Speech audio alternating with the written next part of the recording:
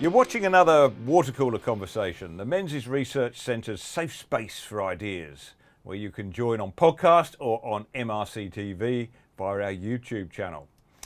The growth of online conversations like these have been one of the best things to come out of the coronavirus pandemic. It's stimulated a vibrant debate on the centre right, and doubtless on the left as well, that leaps borders and transcends national distances. Now, there are dangers in that, as we'll be discussing later in this conversation, but the breadth of intelligent discussion that we can now listen to, enjoy, and indeed take part in is, in my view, an empowering development. I'm delighted to be joined by my opposite number at the Institute of Public Affairs, John Roskam. From the day I started as Executive Director of the Menzies Research Centre some 7 years ago, John has been a great source of guidance and encouragement. I've got to know him as a friend, a mentor, and we talk together quite regularly. Today, in the light of lockdowns, we thought, with lockdowns in place in 3 capital cities now, we thought we should invite others into the conversation. John has been director of the IPA since 2005. Before that, he taught political theory at the University of Melbourne, and he cut his teeth in the think tank world as the executive director of the Menzies Research Centre, the job I'm currently doing now. John, welcome to Watercooler. Hello, Nick. It's an honour to be with you and the MRC.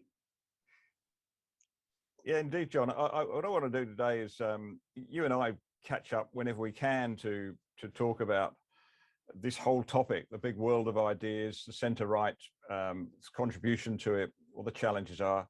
And I just thought, well, why don't we just share it? It's always such a great conversation. So thanks. No, it'll be great to talk with you. And as part of your introduction, you talked about the growth of online discussions, and I've got to give you and the Menzies Research Centre full credit. You led the debate and the way on this very early on in March and April last year, and the IPA has followed, and many other organisations have followed what you've been doing. We haven't been able to have events in person. We've gone to virtual events, and we've all got used to taking ourselves off mute. But it's been a great opportunity to engage with lots of people that we never otherwise would have. Yeah, and of course, our friends on the left want to put us back on mute permanently, but as maybe later in the conversation. John, first of all, just by way of background, I don't know about you, but I didn't. Well, I think when the teacher asked us to put our hands up and say what we wanted to be when we were grown up, I don't recall saying I wanted to be the executive director of a centre-right think tank. Did you? No, I wanted to be a racing car driver or the Prime Minister. I haven't got quite close to either of those, but I always had an interest in ideas. So my parents came to Australia after the Second World War. My father was Dutch, mother's Polish. She's still with us. And when you grow up with your father's copies of Solzhenitsyn and George Orwell on the bookshelves, and your mother talks about how her town was invaded first by the Germans and then by the Russian, and you grow up understanding that people have come to Australia for a better world, a better life. Some involvement in politics was going to be inevitable, public policy. I met my good friend Bill Shorten in grade 6 at a Catholic primary school here in Melbourne. He was always Labor. I was always Liberal. We were always debating ideas, and I joined the Liberal Club at Melbourne University the first day of orientation week. I joined the Liberal Party a few weeks after that. I worked for the state government, for the Kennett government, for the Howard government. Always had an interest in politics and ideas. It was lucky enough to teach politics, as you mentioned, Nick, at the University of Melbourne. I don't know whether a self-avowed Liberal would be allowed loose in front of 200 first-year students these days, but I've had a wonderful career engaged in the battle of ideas and engaged in really important things at an important time in our future. You raised something in your background which struck a chord with me, and that was you're acutely aware for family reasons, and I suppose because of the era in which you grew up and I grew up, that there was this central philosophical and political battle to be fought between freedom and tyranny. I think I was when I grew up in Britain, as you know, in the Cold War, in the height of the Cold War, and I don't know, I had a fascination for shortwave radio and would listen to Radio Tirana coming from Albania, or Radio Moscow broadcasting in the English language. This strange propaganda, which I was fascinated with. But I just think it meant for us in that period who remember the Cold War, we were never really on any doubt which side we should be on. I wonder if without those great battles, that's less clear for current generations, or maybe that the rise of a more assertive China is making it clear. What are your thoughts? Nick, I agree. I think what is happening is now that we understand the terrain of democracy and freedom. So I'm 53. My heroes at school and university were the big three: John Paul II, and I had a distant cousin ordained by Cal Wojtyla, as he was then, Margaret Thatcher, and Ronald Reagan. And in the late 70s, early 80s, involved in student politics, looking at the geopolitics of the world at the time. The struggles for freedom were very clear. You look at the Berlin Wall, it was there literally in concretized form what we were fighting for. And my argument has always been that at the end of the Cold War in the early 90s, too many liberals, too many conservatives, too many libertarians took at face value Francis Fukuyama's central claim that the battle of ideas had been won. I think we rested on our laurels. We assumed that the 80s and 90s would continue, whether in the US or here in Australia. That, you know, we assumed we wouldn't always get a liberal prime minister, but we assumed at worst we'd get a hawk. The cultural left, we assumed, had receded after the flower power and the excesses of the 60s and the 70s. And I think we didn't understand how good the times were. We forgot how to engage in the battle of ideas. We forgot Ronald Reagan's dictum that every generation has to win its own freedom. And we just assumed that freedom was going to be taken for granted. We lost control. Well, we didn't lose control of institutions. We assumed that institutions, whether they were cultural institutions, civic institutions, the church, the military, education facilities, would always assume, for example, that Western civilization, by and large, was a good thing. And we now understand that if we don't fight for these ideas, we are going to lose them, as we are doing right now. I suppose it's the rapidity with which this seems to have happened, John. I mean, my memory, I took over here in 2014, and you were very kind enough to serve as my mentor, telling me, you know, how you go about running. If only. But I remember having early discussions around that time. I think you would have put some on about the threat to Western civilization. And it was the first time that, I'm sure it had been going on for some time, but it was the first time that I started to conceive of it as that kind of battle. You know, not just a heap of annoyances about political correctness or idiots on campuses doing this, that, and the other, but actually a serious battle. And that's only 7 years ago or so. And yet today, nobody can be in any doubt of where the front line is. Nick, that's exactly right. And I think what you've identified are a couple of threads to this really important discussion. A few years ago, when Jordan Peterson was here in Australia, I was lucky enough to meet him and talk with him. And I asked him a question that he would have been asked 100 times before, but he pretended like it was the first time he had ever been asked the question. And I said, to what do you attribute your success? A simple, basic question, but I wanted to know. And I was deeply influenced by him and still are. And he said, look, I take life seriously. I take culture seriously. And I think in the 80s and 90s, we forgot that culture is everything, that politics, as Breitbart said, is downstream of culture. We took it for granted. I get terribly frustrated, terribly angry when the left and some on the right say these are merely culture wars. No, freedom of speech, freedom of religion, our family, our community, that is central. I mean, it might be a bit heretical to say budget deficits come and go. although in our lifetime, I don't think budget deficits are going anytime soon. But economics is secondary to exactly, as you're talking about, Nick, these big issues. When I started at the IPA in 2005, I thought I'd be doing federalism. I thought I'd be doing tax. I thought I'd be doing red tape. And of course, that was the focus of the IPA for many years and still is to a large extent. Little did I think we would be talking about the fundamental questions about what is it that makes us human, what is important about Western civilization, why freedom of speech is so central. We started, as you said, our Foundations of Western Civilization program some 10 years ago, as we were starting to see the beginnings of these challenges, which, exactly as you say, have come on so much quicker and so much more thoroughly than we ever could have anticipated.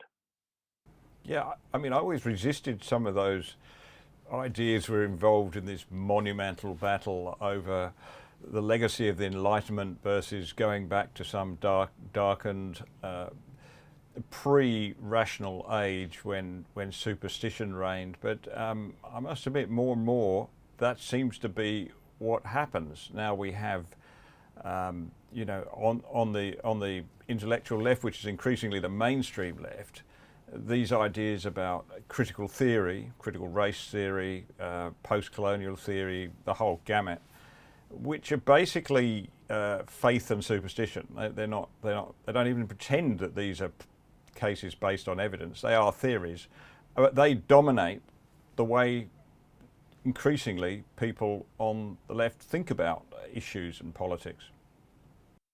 That's right, but I'd go further on, Nick. I don't think it's mainstream left. I think it's the mainstream. We see that now embedded in the school curriculum, in the university curriculum, and I'm quite struck by and we'll come to this, by the discussion out of the United States, whereby the attempt to theorize everything and make everything subjective, which is to some extent what the humanities have been the humanities have been struggling with for 100 years, is now being applied to science. So the right answer is not the right answer. It is how you feel about an answer. And we're now getting overseas, and we have to fight it coming here to Australia, this idea that to give the right answer, the correct answer, and to show your workings is somehow an expression of white hegemony. Well, you know, I want an engineer to show his or her workings when they build the bridge that I'm going to be driving over, or a surgeon knowing what they're doing if they're operating on me. But we have seen this, as we have alluded to, happen very quickly, and the left have been pushing on an open door, because until recently we never had to assert that freedom of speech was a good thing. I assumed freedom of speech would be taken for granted, and in my experience at the IPA, the very first time I saw that it wasn't taken for granted even in the Liberal Party was, of course, when Julia Gillard and the Greens set up what's called the Finkelstein inquiry, that gave us a report that basically said we should regulate the media, or the government should regulate the media. The report came out, and I automatically assumed that the right and left would unite and say, this is government censorship. We haven't had it since the 17th century in the English-speaking world in this form. It has to be abolished. But no, you had the left in the media saying, they weren't using the word misinformation then, they were just saying false facts and these sorts of things. That had to be regulated, that had to be controlled. And the Liberal Party itself as a whole at the time was afraid to confront these basic arguments. And the party in the end, in opposition, did come out against the Finkelstein recommendations. They were ultimately dropped by the Labor Party, but it was a hell of a fight for 6 months when it should have been just dismissed out of hand in 5 minutes.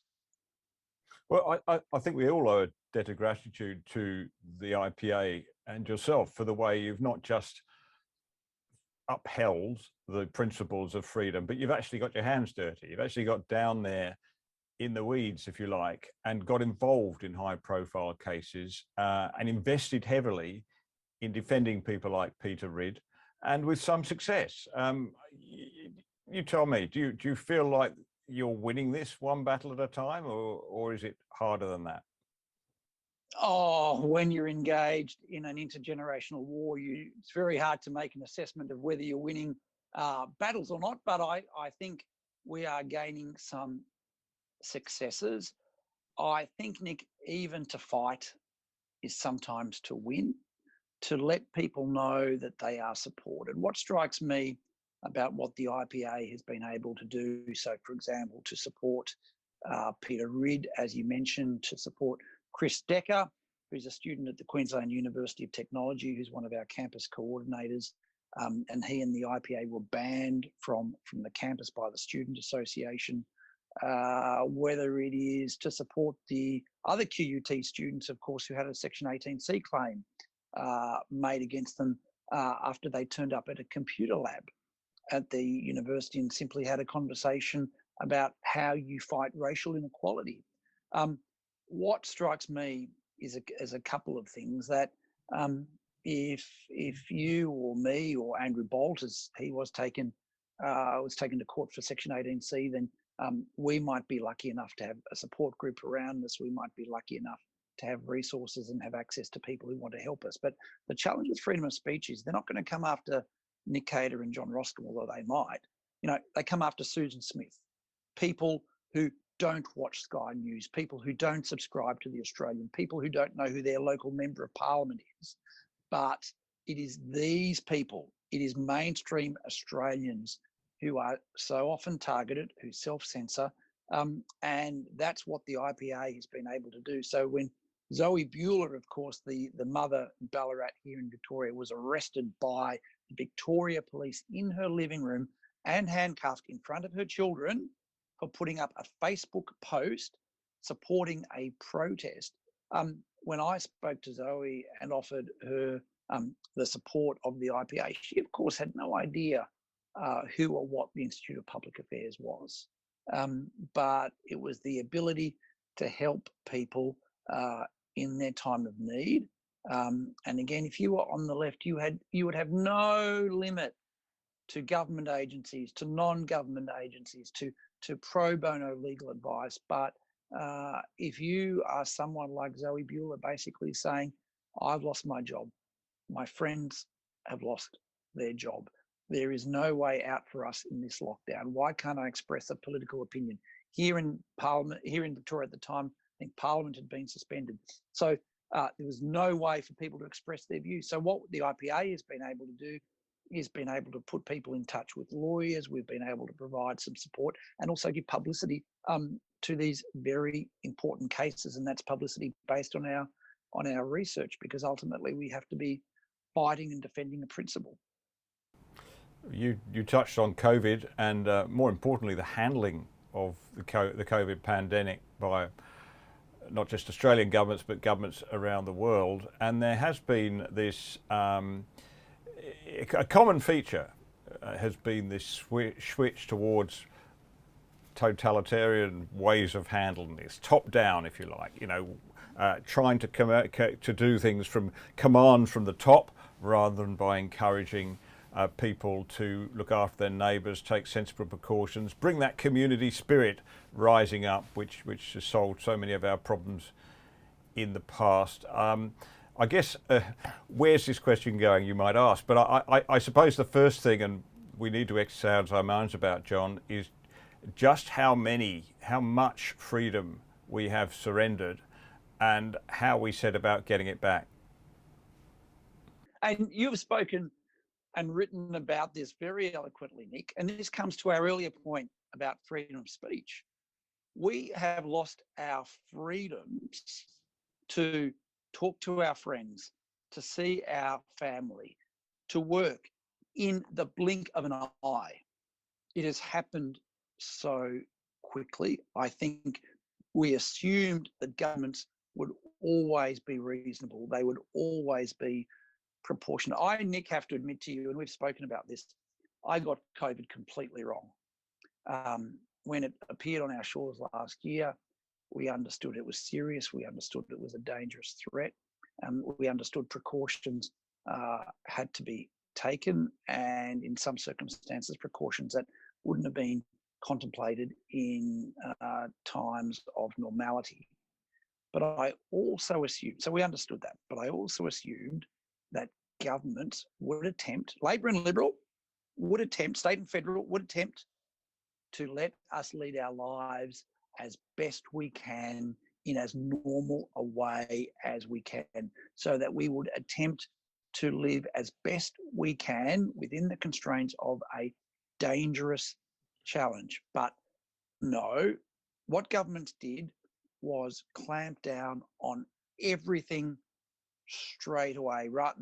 If they had to make an error, it was an error in favor of totalitarianism. It was not in favor of letting us work, letting us live our lives, let us take precautions, let us have a serious conversation with the Australian people about what must be done. I thought that after a few months, governments would start to understand we can't live like this. We are now 18 months into it. And I think whether it's freedom of speech, whether it's the ability to work, and whether it is the ability to see our friends and family, we took all of these things for granted. I think technology has given government far more powers than ever could have been contemplated. As many people have said, we seem to take every lesson from COVID from an authoritarian communist government. We didn't trust people. We handed over vast power to unelected scientists and bureaucrats. We had a media who flourished in a state of fear. And now we have a situation where governments don't know how to get out of this. It is their pride. It is the pride of politicians that will not acknowledge we must now change tack. It is the media who won't acknowledge that we have a serious condition that we must deal with, but not in the way we are continuing to do it. And we've also revealed the very great divide in society between those in the public sector, those in the professional elites, and you have spoken very eloquently about this, who are very happy to work at home in their 5-bedroom houses, who haven't had their pay cut. And we have the rest of Australia who are losing jobs. In IPA analysis shows New South Wales, with this latest lockdown, is losing something like 10,000 jobs a day. And it frustrates me when people say these are merely jobs versus lives. Well, no, a job is a life. And the idea, we lost the debate very early on when we said this was about lives versus the economy. It's lives versus lives. So all of it's happened in the blink of an eye. It's not been I've never known a public policy issue that's been so devoid of rational debate and discussion, instead so overwhelmed with sentiment. And the dominant sentiment is fear, which is a very powerful emotion. And that got caught up, I think. I'm going to be a little bit kinder to politicians and you, John. I think they are caught up in this spiral of fear. They don't know how to get off. So people were worried. At the start, it seemed horrible. In order to get people to take sensible precautions, of course, we had to give them information which only reinforced those fears. And so it's going on. But we're now at a point where the politicians, it seems to me, are unable to take a proportionate response to risk. So when the Doherty Institute comes back and says, well, you could take it vaccinations of 60%, 70%, 80%, and they'll model what they think is the impact, and of course the marginal hospitalisation saved, or however you measure it, gets smaller and smaller the larger you get. But what happens? National Cabinet just goes 80. They just go to the most risk-averse response. And whilst one could wish for more courage from our politicians, I understand how very, very hard it is to push back against what's a very strong feeling in the community by now. Oh, look, Nick, you're right. And we need to understand that by and large, a majority of the community is of that view. A majority of the community would like the minority locked up with them. And the other thing that we've seen is not just fear, but something that people like Brandon O'Neill and Daniel Hannan, who've been guests on the program, have spoken about. We're now seeing the moral superiority. I am more moral than you because I will go outside wearing a mask, even though there's not 100 meters, someone within 100 meters of me. I am more moral than you because I will gladly work at home on full income if I'm a public service servant, and I'll even get a pay rise. Whereas you working with your hands outside, Nick, don't you care about the community? And when you say, well, I've lost an income and you haven't, say, well, don't you care? This is, and the desire to express moral superiority, I think, has always been present in a lot of public policy debates. It's present in the climate change debate. It is present in how we deal with COVID. And you are spot on. We are struggling with sentiment. And that makes it very difficult for politicians to then explain anything using other than sentiment. Well, let's move on to what we touched on at the start, and that's how you and I have been escaping, if you like, the lockdown by taking ourselves into this wonderful world of ideas, which is now so vibrant on YouTube, on podcasts, other medium too. I just find it so exhilarating that you can tap into a conversation between, say, Peter Robinson and Neil Ferguson, and just hear them shooting the breeze, and then the next week Brett Weinstein and Jordan Peterson having a chat. it's like we're in the room with some of the smartest people in the world, right? And it's fantastic. That has got to be good. That has got to be good for the centre right, which so often feels, isolated and fragmented. Oh, look, and absolutely. And I think it also reveals how narrow our perspective was before this. Australia is a wonderful and special country, but in many senses, it's quite intellectually small. I think we have seen now that we have access to some of the best debates and discussions from around the world, what Australians had been missing out on. I think we had seen that in the UK or the US, there is a much more active, vibrant, diverse centre-right discussion going on in those countries than has taken place in Australia because we're relatively small. And we've also seen that there are now alternatives to the mainstream media and the narrative that they have controlled for the last 50 years. I think it's very, very exciting. And it's no surprise that the left are now attempting to, for example, censor Sky News on YouTube. They are taking people off platforms. They are making every effort they can to continue to control the debate. Well, that's in a sense, that shows that we are making an impact with alternative ideas.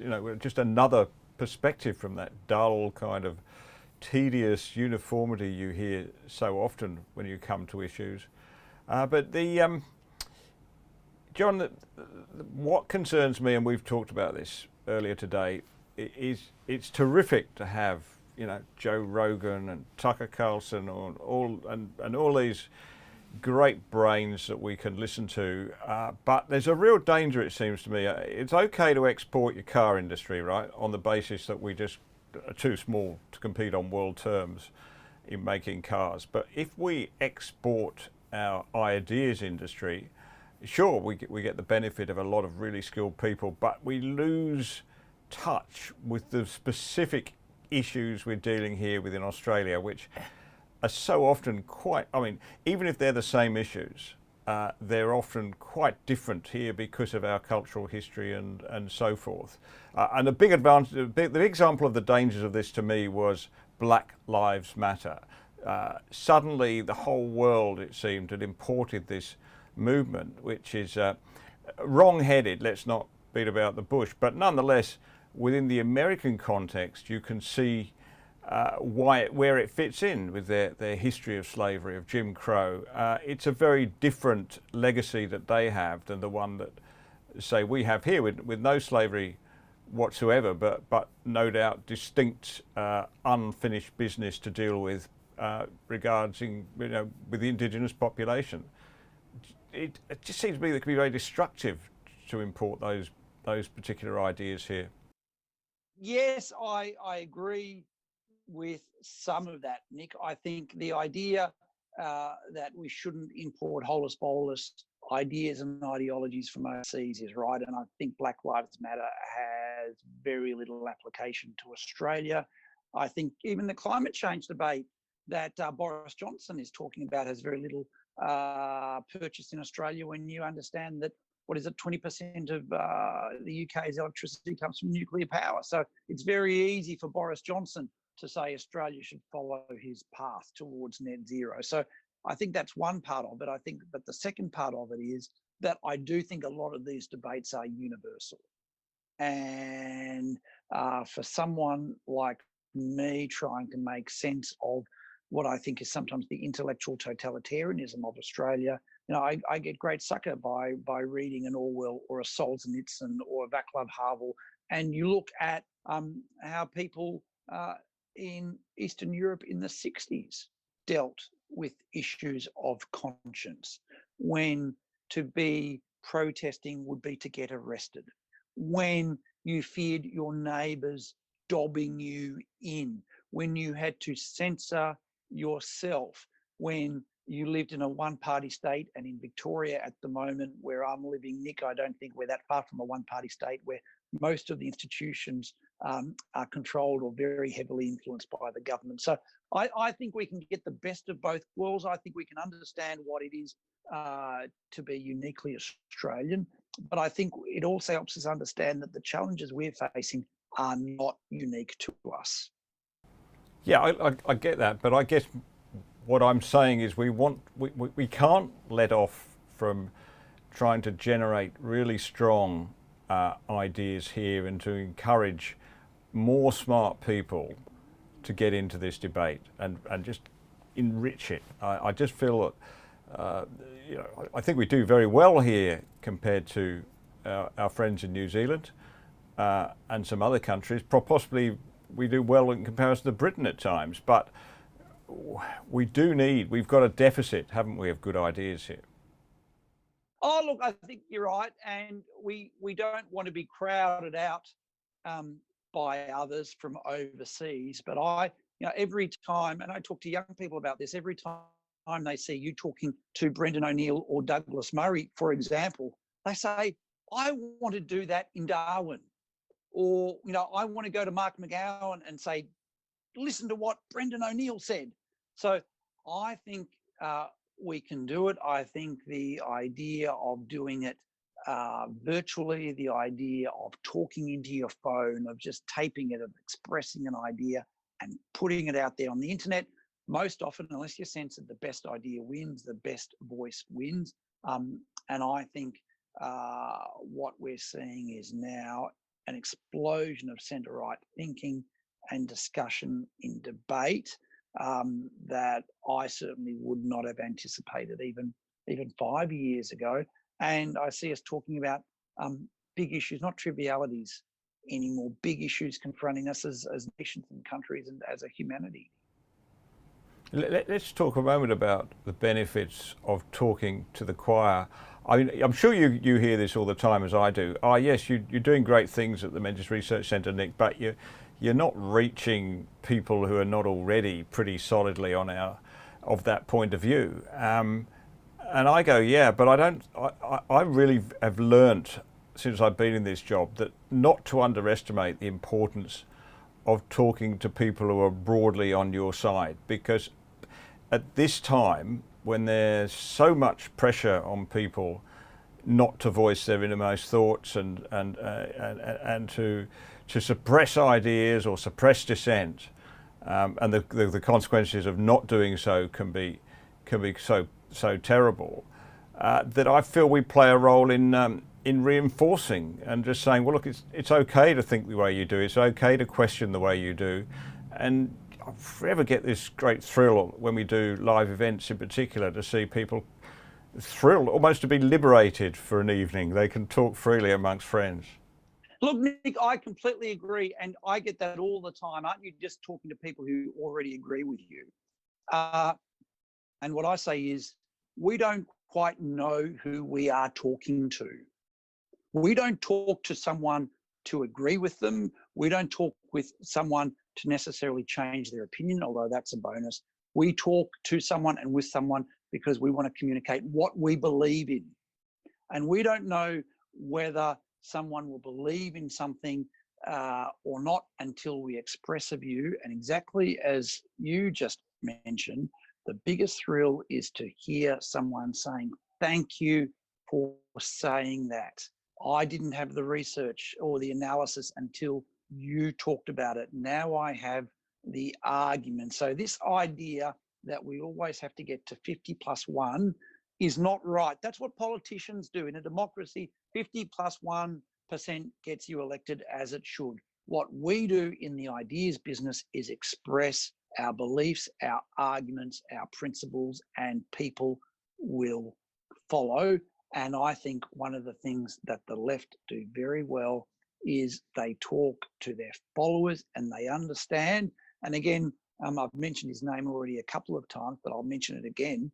Or Jordan Peterson or Brett Weinstein speak about the fact, and I think it's true, and there's research coming out from America on this, and we are going to apply it to an Australian context, that some of the loudest voices in the public debate, in the policy debate, some of the most extreme voices are only a very, very small minority. So what we need to understand is that we need to talk to everyone as much as we can, but we don't modify what we say, we don't compromise what we say as far as possible, and then we say it and people follow. And I think that's the difference between working in the world of ideas and principles that we do versus the idea of politics and pragmatism of democratically elected politicians. Well, you touched on something else important there, I think, and that's not to get overwhelmed with the size of the opposition, your enemies, because we just discovered this recently. Actually, we've got a new tool that allows us to come, everything that's being said about the Menzies Research Centre or the IPA or on Twitter or wherever will come up, and you look at it in the morning and think, oh no, there's 100 negative tweets on there that they've been able to find just at the drop of a hat about stuff we're doing. Surely we're not reigned against such great forces. But when you go and look at it, it's almost always just one tweet that's been repeated 100 times by people, probably without even thinking. So it's funny that since I've started to look at this, I'm less frightened of it. What's your experience? Exactly. And politicians are frightened. I've had MPs on both sides of the House talk to me about how Twitter biases their views because they get on Twitter and exactly as you say, they only get one school of thought and they think that's how the world thinks. And I remember I was doing some ABC radio here in Melbourne, and I was on a panel and I was talking about the outcome. I think it was the 2013 election, and I was on a panel with a bunch of people who literally had never met anyone who voted Liberal for the last 5 years. And they don't know anyone who'd voted Liberal at the election. So you can get a very biased view of a small cross segment of people. But it comes back to what we were just saying. If you stick to your principles and what you believe, it doesn't matter whether one person agrees with you or 1 million people agree with you. And right at the minute, what we're finding in our jobs is that there's a lot more people who agree with us, but then is public, but they self-censor. They don't want to lose their job. They don't want to lose their position on the school council. They don't want their neighbours shouting at them.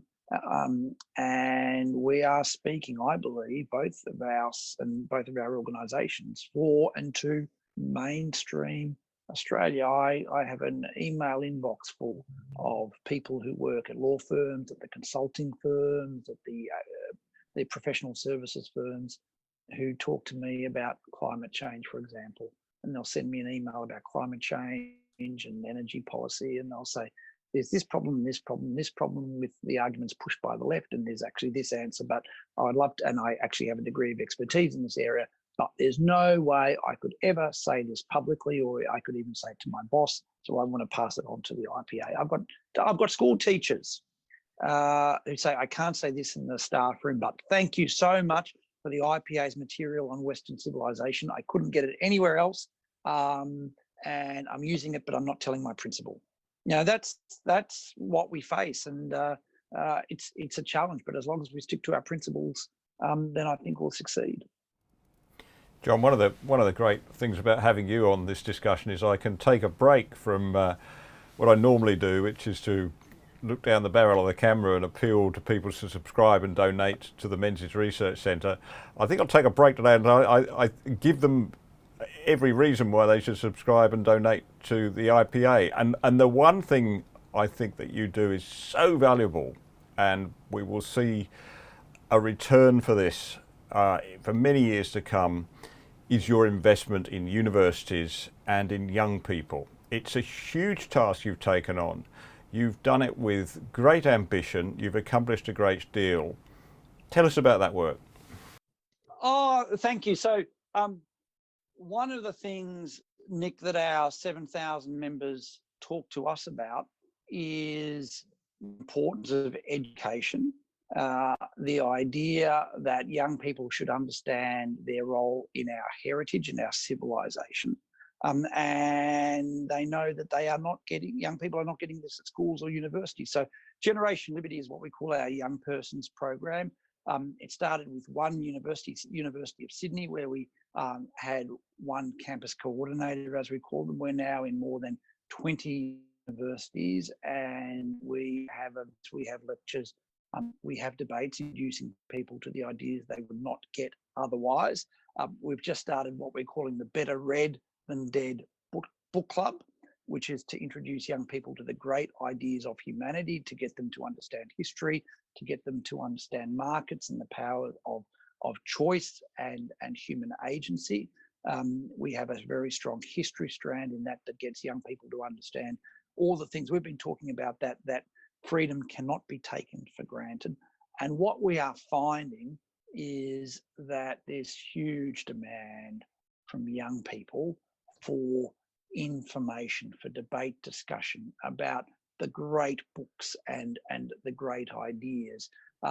They're finding out about people who they've only heard of as names. So, for example, your tremendous work on Robert Menzies, we will be drawing upon, because the idea that political figures can change history is now something not taught in university, because everything is about the forces of history and Marxism. So there's a huge desire for learning. And the other thing that we're finding is the idea that young people have attention spans of only a TikTok video of 3 seconds is completely wrong. We are finding a huge interest in 2-3 hour long discussions. And again, we've mentioned his name. There's a reason Joe Rogan is successful with his 2 and 3 hour long podcasts, because people want to understand things in depth. They want to understand different sides of a story. They don't want to just get things through sound bites, and they are interested and engaged, and they're understanding they are missing out on the inheritance that we have been lucky enough to experience. John, finally, I thank you for supporting Fred Paul in his work in writing this magnificent new biography of the cartoonist Bill Leak. I'm very excited. I think it's a great book, and more than that, it's a very important book as a marking out a point in our history where freedom of expression really came under threat with, as you know, tragic consequences. Tell us about the book. When's it coming out? Well, Nick, Die Laughing, written by Fred Paul, has its origins in your support for Fred's work. The Institute of Public Affairs has been delighted to support Fred in the publication of the book. The book is now available for pre-order sales on the IPA website, ipa.org.au. The book will be in bookshops in the next few weeks, subject to COVID restrictions. We are looking forward to having launches around the country, subject to what the state premiers will allow us to do.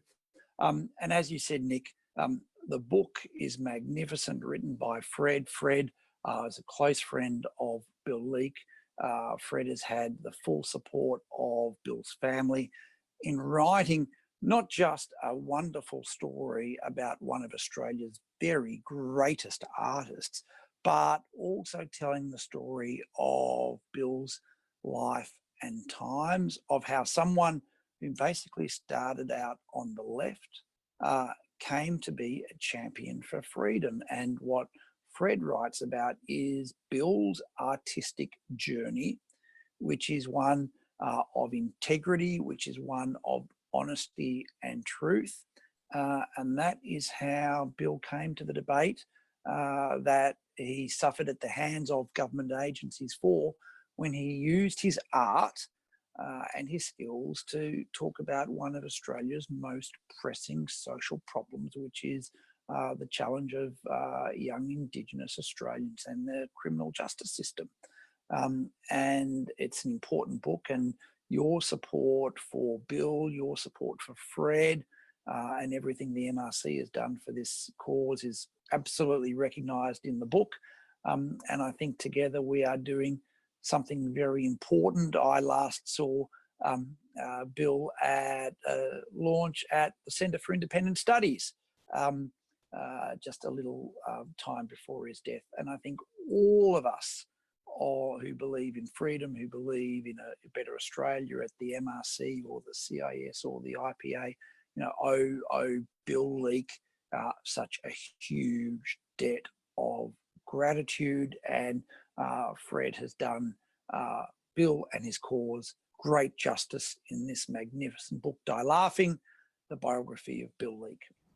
Well, that's a very important point on which to close. Thank you again for that, John. We'll put a link to your website on the notes to this podcast so that people can go on and order. I was only joking, by the way, about not plugging support for the Menzies Research Centre. You'll see up behind you a QR code. Don't be alarmed. You don't have to check into this show, but it would be great if you could click on that, and that'll take you through to our subscriptions page, and you can subscribe to the Menzies Research Centre from just $10 a month, and that will support the work we do and support more of these podcasts and discussions which we just want to have. John, it only remains to say thank you very much for joining us, and all the very best for the important work of the IPA. Great to be with you, Nick. And can I say thank you for all the work you and the Menzies Research Centre and the MRC's supporters do for Australia. Thank you.